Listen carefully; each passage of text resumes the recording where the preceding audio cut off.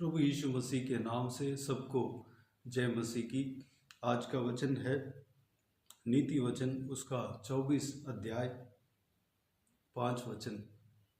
बुद्धिमान पुरुष बलवान भी होता है और ज्ञानी जन अधिक शक्तिमान होता है। मेरे प्रियो, यहाँ पर बुद्धिमान और ज्ञानी कौन है? जो परमेश्वर प्रभु यीशु का वचन को पढ़ता है और प्रभु यीशु का वचन को ग्रहण करता है और उस बात के अनुसार जो परमेश्वर ने हमसे कहा उस बात के अनुसार चलता है, वह बुद्धिमान पुरुष है, ज्ञानी मनुष्य है। जो परमेश्वर का वचन को पढ़ता है, उसका ज्ञान को प्राप्त करता है, वह बलवान भी होता है, शक्तिमान भी होता है, शारीरिक दिशा में भी वह बलवंत होता है। परमेश्वर इस तरह अपने वचन के अनुसार कहता है। परमेश्वर का वचन शारीरिक रोग को भी चंगा करता है। परमेश्वर का वचन हमारा शरीर को स्वस्थ रखता है। परमेश्वर का वचन हमारा शरीर को ताकतवर रखता है। हमारा भोजन में क्या खाना है, क्या नहीं खाना है, उसका ज्ञान भी हमें परमेश्वर का वचन देता है। हम खाना है तो किस तरीके से खाना है, वह भी परमेश्वर का वचन हमें सिखाता है। हमें किसके सामने किस तरह हमको खाना है, वह भी हमें सिखाता है। नशीली पदार्थ को हमें दूर रखना है, नशा नहीं करना है, वह भी हमें परमेश्वर का वचन सिखाता है। और जो साइंटिफिक तौर पे डॉक्टर हमारा शरीर के लिए जो हानिकार है, जो कुछ भी कहते हैं, वह हमारे परमेश्वर का वचन में भी लिखा हुआ है। उदाहरण, चर्बी नहीं खाना है, खून लहू नहीं खाना है, ये सब परमेश्वर का वचन में दिया हुआ है। यानी कि हम परमेश्वर का वचन को जब हम पढ़ते हैं, ये सारा ज्ञान परमेश्वर हमें देता है। हमें परमेश्वर तंदुरुस्त रहना ही वह चाहता है, दुर्बल रहना नहीं, बल्कि शारीरिक दिशा में भी स्वस्थ रहना चाहता है। हमें जब परमेश्वर के वचन को हम जब पढ़ते हैं, वह ज्ञान बुद्धि हमें आ जाता है। पवित्र आत्मा हमें सिखाता है। पवित्र आत्मा हमारा शरीर का ध्यान भी रखता है। हमारा शारीरिक तौर पे हमें सही रहने का ज्ञान भी बुद्धि भी हमें देता है। क्या खाना है, क्या नहीं खाना है, वह ज्ञान हमें परमेश्वर के आत्मा हमें देता है। मेरे प्रियो, परमेश्वर के वचन को जब हम पढ़ते हैं, हर चीज़ का ज्ञान बुद्धि परमेश्वर हमें सिखाता है। जब घर को बनाते हैं, उसके लिए बुद्धि और ज्ञान परमेश्वर हमें देता है। और घर को जिस तरह सजाना चाहिए, उसका ज्ञान बुद्धि परमेश्वर हमें देता है। हमारा व्यवहार को परमेश्वर का ज्ञान बुद्धि हमें देता है। नीति वचन इसी अध्याय में 3-4 वचन में इस प्रकार लिखा है, घर बुद्धि से बनता है और समझ के द्वारा स्थिर होता है। ज्ञान के द्वारा कोठरियाँ सब प्रकार की बहुमूल्य और मनोहर वस्तुओं से भर जाती है। जब हम परमेश्वर के आत्मा को पाते हैं, पवित्र आत्मा को पाते हैं, इस संसार में जीने का तरीका भी हमें परमेश्वर के आत्मा सिखाता है। सही तरीके से सही तरीके से हमें जीना सिखाता है। जिस तरह घर को रखना है, जिस तरह घर को संभालना है, जिस तरह घर को साफ सुथरा रखना है, घर पर किस तरह हमें रहना है, और सब कुछ परमेश्वर के आत्मा हमें सिखाता है। मेरे प्रियो, हमें परमेश्वर के वचन को पढ़ना और मनन करना और ग्रहण करना, ये सारा चीज़ों में जब हम लगते हैं, हमारा लाइफस्टाइल सही रहता है, सुधर जाता है, हमारा खान पान सुधर जाता है, हमारा जो डिसिप्लिन सुधर जाता है। सब कुछ परमेश्वर हमें इस उनके वचन के द्वारा हमें सिखाता है। हमें हमारे लिए जितना आयु है उतना आयु तक हम स्वस्थ रहना परमेश्वर चाहता है। हमें स्वस्थ रखना चाहता है। शारीरिक दिशा में भी हमें कमज़ोर नहीं बल्कि स्वस्थ रखना चाहता है। परमेश्वर हमें दुर्बल भेड़ नहीं, दुर्बल बकरी नहीं, वह जो दुर्बल भेड़ों को, दुर्बल बकरियों को अच्छा चराई में चराना चाहता है। चरनी में सेफली सुरक्षित रखना चाहता है। मेरे प्रियो, हमें परमेश्वर का उस हृदय को हमें जानना है। परमेश्वर का वचन को हमें पढ़ना है, मनन करना है। शुरू से लेकर अंत तक जब बार बार हम पढ़ते हैं, हमें जो परमेश्वर का हृदय को हम जान सकते हैं, परमेश्वर का सोच को हम जान सकते हैं, हमारा प्रति जो परमेश्वर ने रखा हुआ प्रेम को हम जान सकते हैं, परमेश्वर का क्रिया को हम जान सकते हैं, परमेश्वर हमसे क्या चाहते हैं उस चीज़ को हम जानते हैं। हमें परमेश्वर का वचन को बार बार पढ़ना है, समझ कर पढ़ना है। मेरे प्रियो, इस बात पर हम गौर करें, इस बात को हमें अपना जीवन में कार्य में लाएं। परमेश्वर का वचन के द्वारा हमारा लाइफस्टाइल, हमारा ज़िंदगी सुधरेगा। परमेश्वर का वचन के द्वारा हमारा शारीरिक दिशा में सुधार आएगा। परमेश्वर के वचन के द्वारा हमारे शरीर के लिए जो जो वस्तुएं जो हम खाते हैं उसको भी हम दूर कर सकते हैं। परमेश्वर के वचन के द्वारा हमारे घर के लिए जो ज़रूरत नहीं है उस चीज़ को हम दूर कर सकते हैं। परमेश्वर के वचन के द्वारा हमें हर एक वस्तु को किस तरह इस्तेमाल करना चाहिए वो भी हम जान सकते हैं। तो आइए मेरे प्रियो, परमेश्वर के वचन को हम पढ़ें।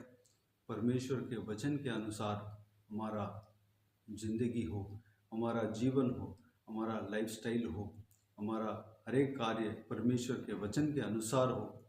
हम जहाँ पर काम करते हैं वहाँ पर किस तरह हमें काम करना है, किस तरह हम बड़ों का बात मानना है, किस तरह हम अधिकारियों का अधीन होकर रहना है, किस तरह हम सच्चाई मन से काम करना है। परमेश्वर के वचन हमें सिखाता है। परमेश्वर के ज्ञान को प्राप्त करना है, परमेश्वर का बुद्धि को प्राप्त करना है, हमें बुद्धिमान बनना है, हमें ज्ञानी बनना है। हमें ज्ञानी बनने वाला वस्तु, हमें ज्ञानी बनने वाला चीज़ एक ही है, परमेश्वर का वचन है। पवित्र बाइबल को हमें पढ़ना है, बार बार पढ़ना है, उसको समझना है, ग्रहण करना है, विश्वास करना है, उसके अनुसार हमें चलना है।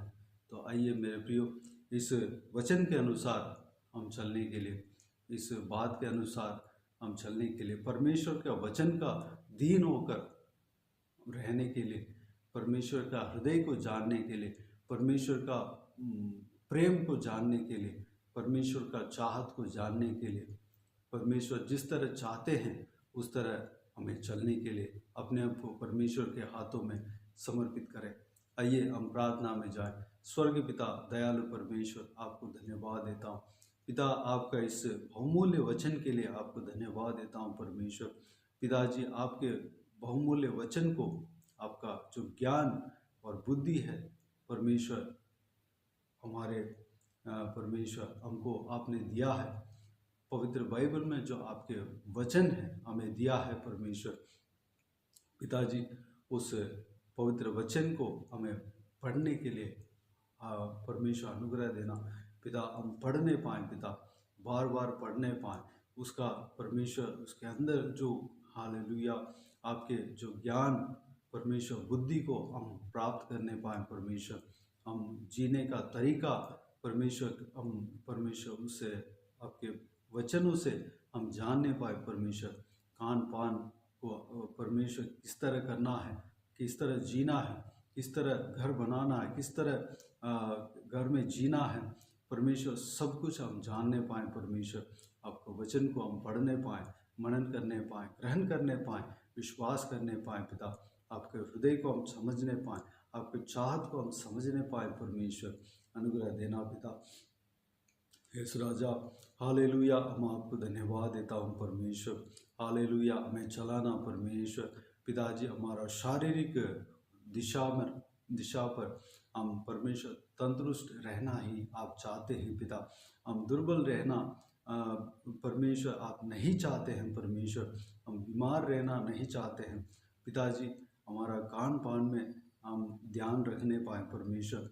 हमारा पिताजी जो हमारे शरीर के लिए जो नहीं चाहिए उसको हम अवॉइड करने पाएँ, हम दूर करने पाएँ परमेश्वर पिताजी। हमारा शरीर के लिए जो तंदुरुस्त चीज़ें हैं, जो आपने परमेश्वर वचन में जो कहा है पिता, उस वचन के अनुसार परमेश्वर जो तंदुरुस्त चीज़ें हैं उसको शरीर के लिए फ़ायदेमंद चीज़ें हैं उसको हम खाने पाएँ परमेश्वर।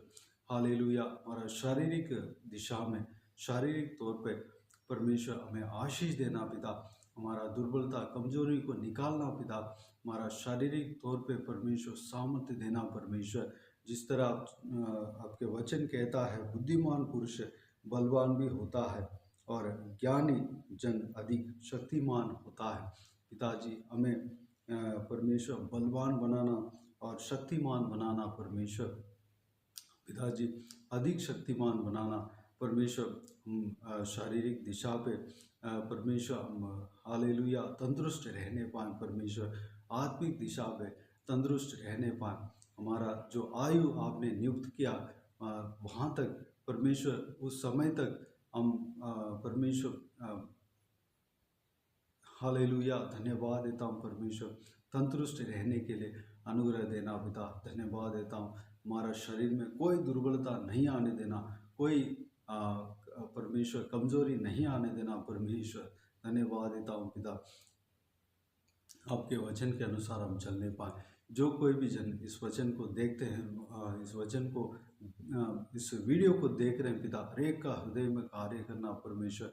उनका शरीर में दुर्बलता कमजोरी को निकालना पिता, बल सामर्थ्य से भरना, हर एक जन को आशीष देना पिता, हर एक जन को सुरक्षित रखना, हर एक जन का हृदय में बात करना परमेश्वर।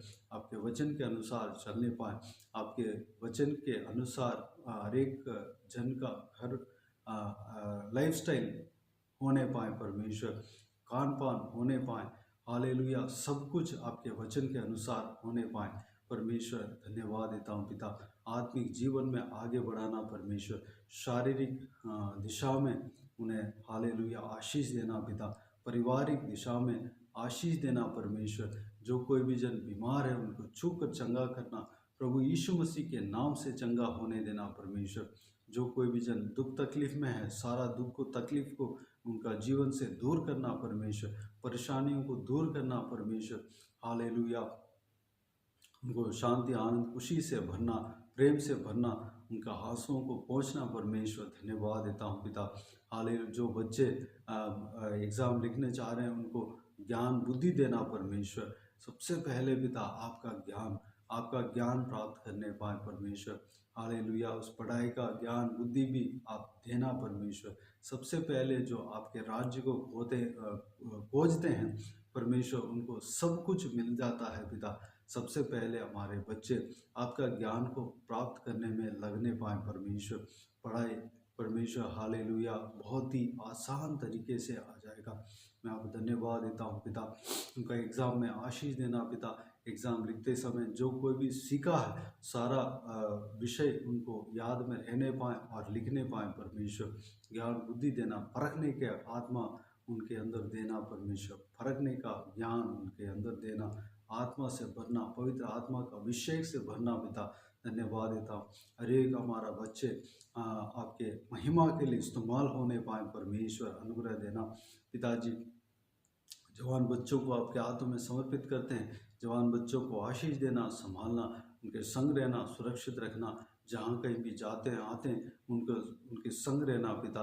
उनका सारा ज़रूरतों को पूरा करना, भविष्य को आशीष देना, गलत संगति में फंसने नहीं देना, बल्कि पिताजी आपके वचन के रोशनी में चलने वाला बनने पाए, अनुग्रह देना पिता।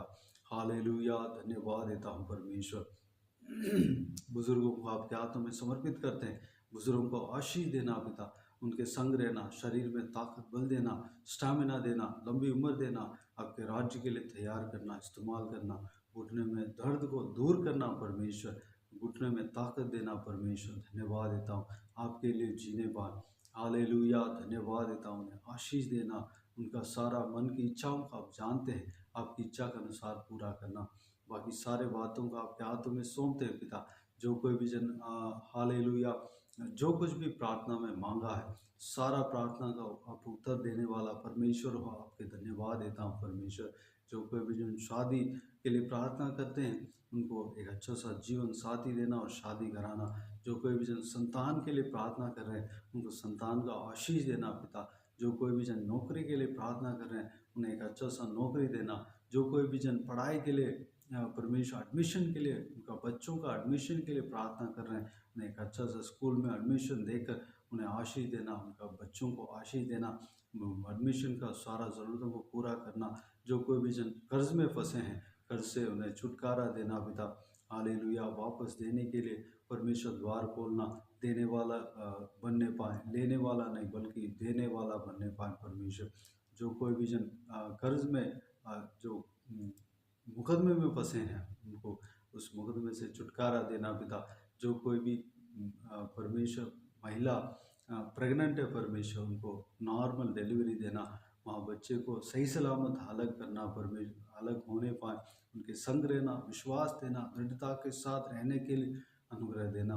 बाकी सारे बातों को आपके हाथों में सौंपते पिता। सारा जलाल आदर महिमा आपको मिलती रहे। सारा दुआ प्रार्थना को प्रभु यीशु मसीह के नाम से मांगते हैं, सुन और ग्रहण कर। आमीन आमीन। प्रभु यीशु मसीह के नाम से प्रभु यीशु मसीह का आशीष और अनुग्रह हम सभी के ऊपर हमेशा के लिए बने रहें। आमीन आमीन। मेरे प्रियो, इस चैनल को सब्सक्राइब करें और शेयर करें। अगर किसी को भी प्रार्थना का विषय हो तो डिस्क्रिप्शन में दिए हुए नंबर पर कॉल करके प्रार्थना करा सकते हैं या व्हाट्सएप के ज़रिए हमें बता सकते हैं। हम आपके लिए प्रार्थना करेंगे। विशेष करके बुधवार और शनिवार को आपके व्हाट्सएप में वॉइस मैसेज के ज़रिए प्रार्थना करके भेज दिया जाएगा और उस प्रार्थना में शामिल होकर आप भी प्रार्थना करें, आमीन कह दें। और बुधवार शनिवार को ही प्रार्थना करते हैं, लेकिन एक दिन बाद में भेज पाते हैं, इसलिए क्षमा मांगता हूँ। और इस सेवकाई के द्वारा परमेश्वर आपके जीवन में कार्य क्या हो वो भी हमें बता सकते हैं, ताकि हम सब मिलकर परमेश्वर को धन्यवाद दे सके, महिमा कर सके। हमारे लिए प्रार्थना करना, हमारे इस परमेश्वर ने दिया हुआ सेवकाई के लिए प्रार्थना करना और सेवकाई का सीमा बढ़ने के लिए प्रार्थना करना और सेवकाई में जुड़े हुए हरेक लोगों के लिए, हरेक भाई बहनों के लिए प्रार्थना करना। प्रभु यीशु आप सबको आशीष दें। आमीन आमीन।